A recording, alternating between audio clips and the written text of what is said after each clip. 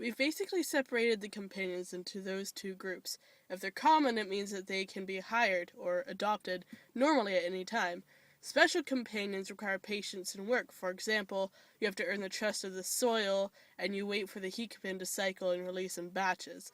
Our other special companion is found in the gym shop, but you can trade for gems with other players.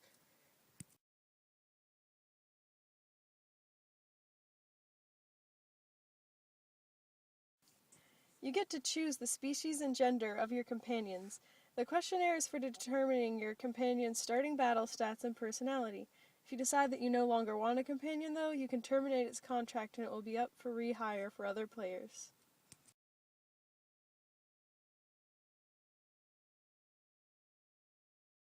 A companion's body may alter slightly if they change types or colors. Frosty companions are generally furrier and whitish to help them adapt to their surroundings, while desert companions are more suited for the warmer climate. There are also other types that aren't element specific but still allow for some fun changes.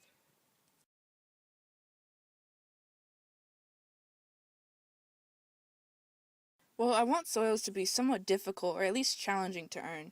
So I don't think it would really be fair for the soil to leave after a player worked really hard to get it. Their description is more to show, the personality. The player can always end the contract with their soil if they don't want them anymore, but the companion will never leave the player. You can always have a headcanon for your companion, they get so fed up with you that they just leave. For me, it'd probably have to be the Kisu because, I'm kind of a cat person.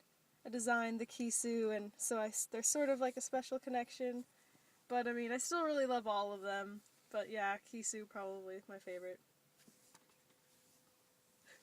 I would say the Hikapin, since I did design it and it is what I like.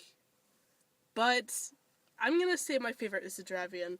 It represents Kesa the most to me, and it was one of the first companions to be made.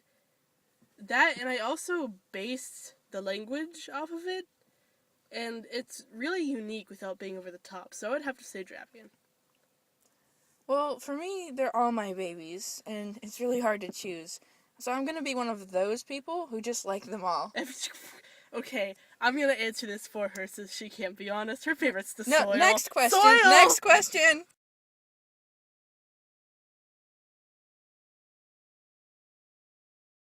Well, we already have 7 unique companion types made. At least 5 more are planned to be released within the first year, but anything can change with any plots, new places explored, etc. Kind of depends on how fast the players move through the content on the world.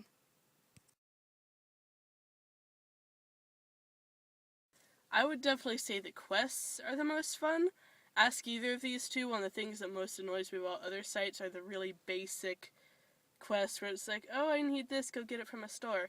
It really bothers me, and in here it's going to be a lot different, and there's going to be options that can let you interact better, and I really like that. Well, my favorite, other than the quests, like Ku was saying, would probably have to be the companion dress-up, since I'm going to enjoy dressing them up and customizing them. My favorite feature would be the personal leveling system.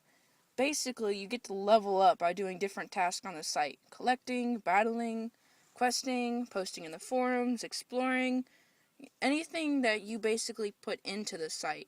The more time you put into Kasaria, then the more places you unlock to explore. We're still working out all the details on it, but I know for sure it's going to be fun. At the moment, no.